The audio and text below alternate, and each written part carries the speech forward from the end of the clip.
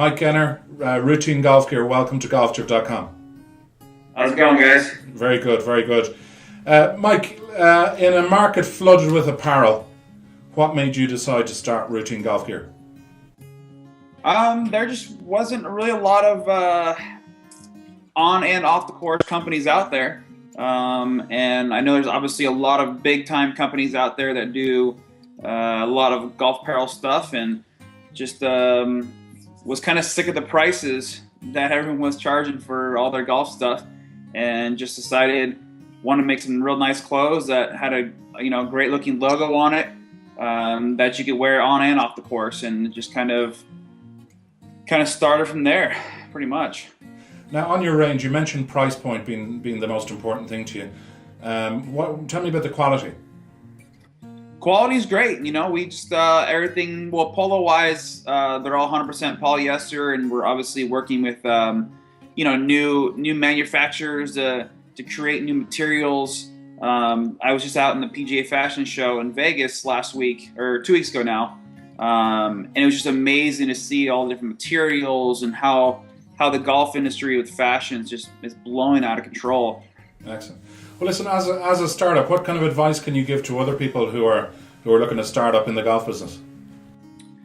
Have a good amount of time and effort to put into it, and really want to see it succeed and grow, and give it as much time as possible. Because in the beginning, you can go to a pro shop and they may say, hey, we're not ready to carry your stuff yet. You guys don't have a big enough line, which, you got to kind of wait till a certain point until you feel comfortable with what you are providing and have enough options to be given to the course. And you can't walk in there with one style hat and one polo and say, hey, I'm a golf apparel company and I want to sell my stuff here.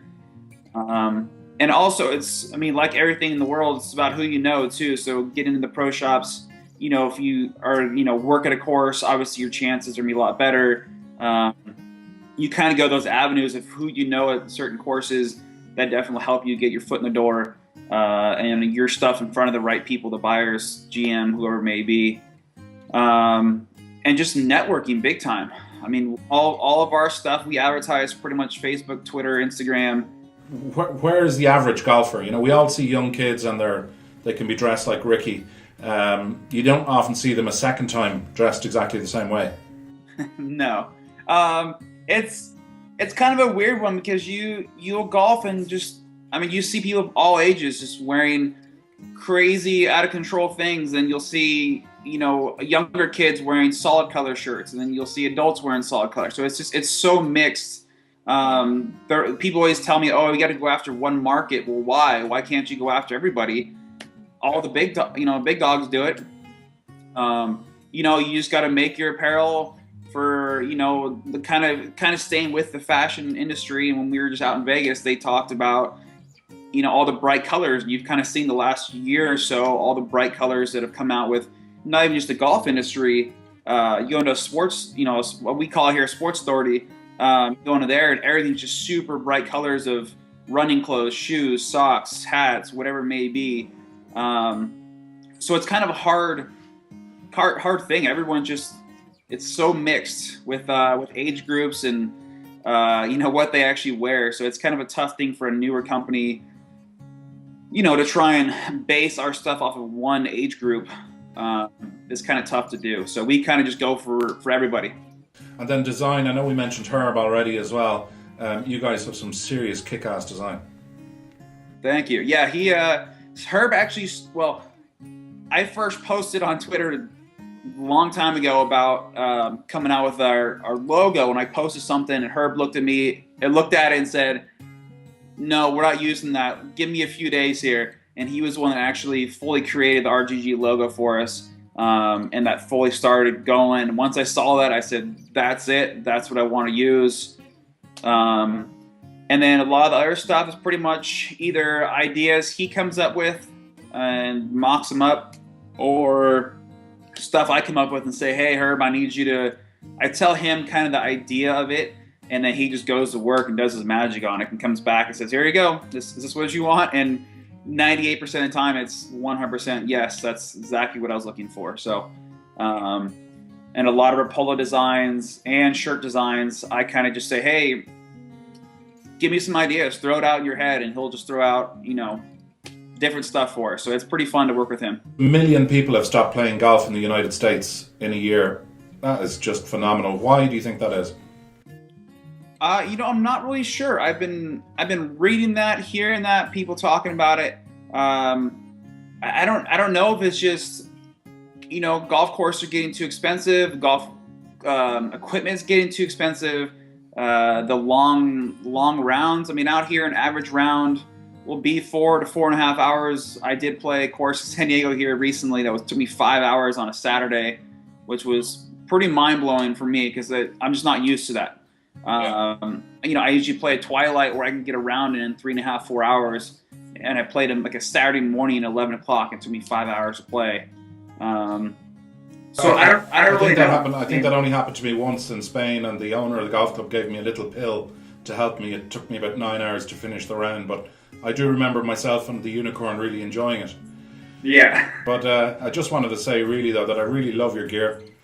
It's a breath of fresh air in the market, and I think that's where we're going to save golf is just bringing new things to the plate all the time. When you look at the golfers' fashion, that's obviously what people have been led on. Last week or maybe last month, actually it was 3 weeks ago. You had young Rory turning up to the Man United game in that suit that Poulter had worn. I don't know, maybe last year. It was just horrendous. I don't know if you saw it, did you? I didn't. I don't know. I mean, I look at even a lot of the pro guys on tour, and most of them are still wearing just solid color stuff. You have Ricky and other guys that are wearing some designs, and Nike's kind of getting a little crazy these days. But I think if you look at the majority of them, they're still wearing solid color shirts with maybe a little bit of design on them. Nothing still too crazy. Obviously, they have their sponsors' logos, flashed all over the place. But people always want to wear what the tour guys are wearing, so it's a tough one to go with because you want to do the brighter colors. That's what people are looking for. But then you go from the tour guys, and obviously no one's wearing our stuff on the PGA Tour, so no one's trying to say, "Hey, I'm trying to match what so and so is wearing. I want to wear what he is." It's just like I said earlier. It's a tough one for the golf apparel industry because it's always changing. There's so many different colors people are wearing, designs. There's just so much going on with it all the time. But I think as far as the big companies, it's pretty standard. Hat wise, a lot of it's still black, whites, grays, blues. It's not anything super crazy besides Ricky. He's the only one that's really wearing any yellows, oranges and crazy colors.